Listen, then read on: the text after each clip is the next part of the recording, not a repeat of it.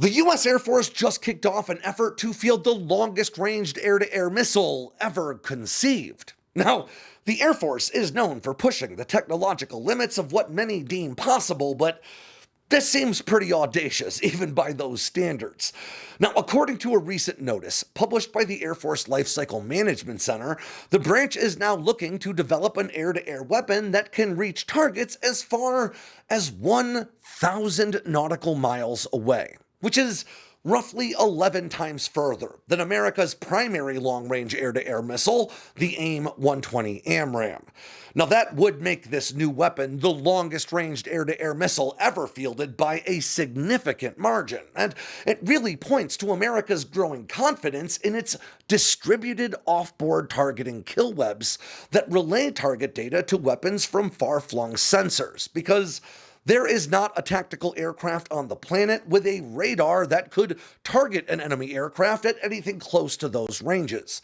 Instead, the launching aircraft would receive target data from forward advancing stealth fighters, or the powerful arrays on board naval vessels, or from any number of other off-board sources. It would then launch the missile, which would continue to receive updated target data from those external sensors via its own onboard data link, guiding it until it got close enough to turn over to its own onboard sensors, likely a radar seeker, for terminal guidance into its target.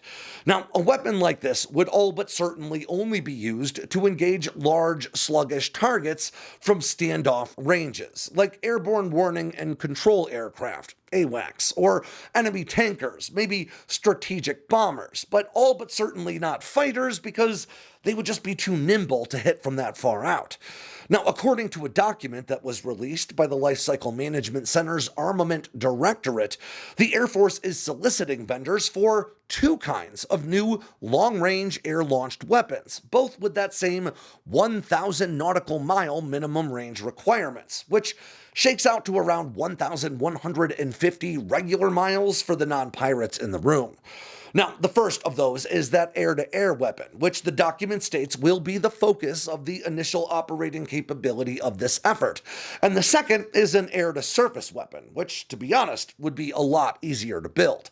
The document also stipulates that both of these weapons should be capable of striking targets in what it calls, quote, Defense Planning Scenario 2.1 and 7.1 environments.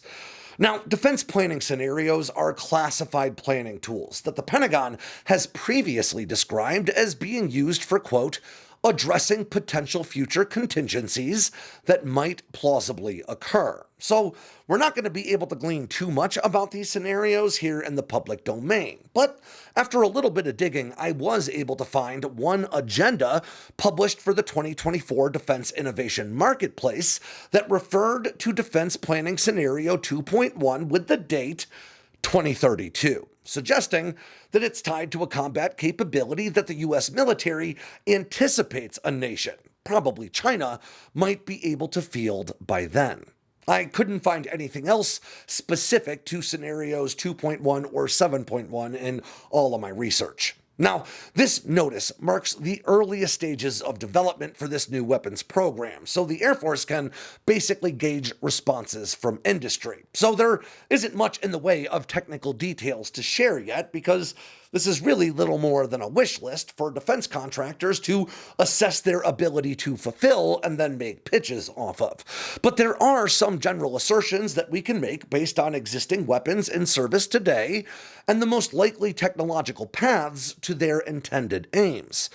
Now, America's go-to beyond visual range weapon, as I said, is the AMRAAM, and in its latest form, it's known to have a maximum reach of just over 100 miles, at a length of about 12 feet long and a total weight of around 356 pounds. Now, its new successor, the AIM-260, is said to offer a big boost in range and the same basic size and form factor, but to be honest, it's pretty unlikely that it'll reach further than 200 miles, or around 320 kilometers. America's furthest reaching air-to-air missile, the AIM-174 Gunslinger, is a lot bigger, at about 15.5 feet long and 1,900 pounds, with a maximum reach that could exceed 300 miles, or about 482 kilometers.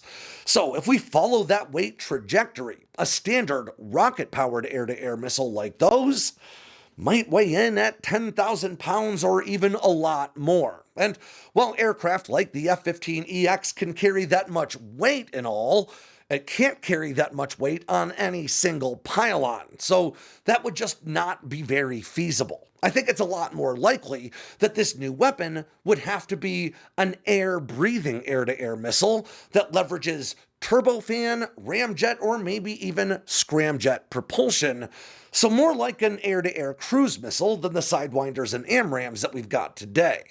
A Tomahawk missile, as an example, is turbojet powered and has a range of well over 1,000 miles at a weight of only around 3,500 pounds. And that sort of weight, the F-15EX could certainly manage. And with that, ends yet another edition of Air Power from Sandboxx News. I'm Alex Hollings. Make sure to swing by sandboxnews.com today and every day, or better yet, just download the entirely free Sandboxx News app, which includes all of our great written content and all of our long and short form videos. And I just learned yesterday that our Android version will be dropping very soon. I promise you guys, I know I've been saying it's coming. It is finally coming. Please bear with me. And if you got anything out of this video, please make sure to click like and subscribe down below and leave me a comment so I know what I should cover next. And of course, don't forget to tap on that bell icon so you never miss a drop from Sandboxx News.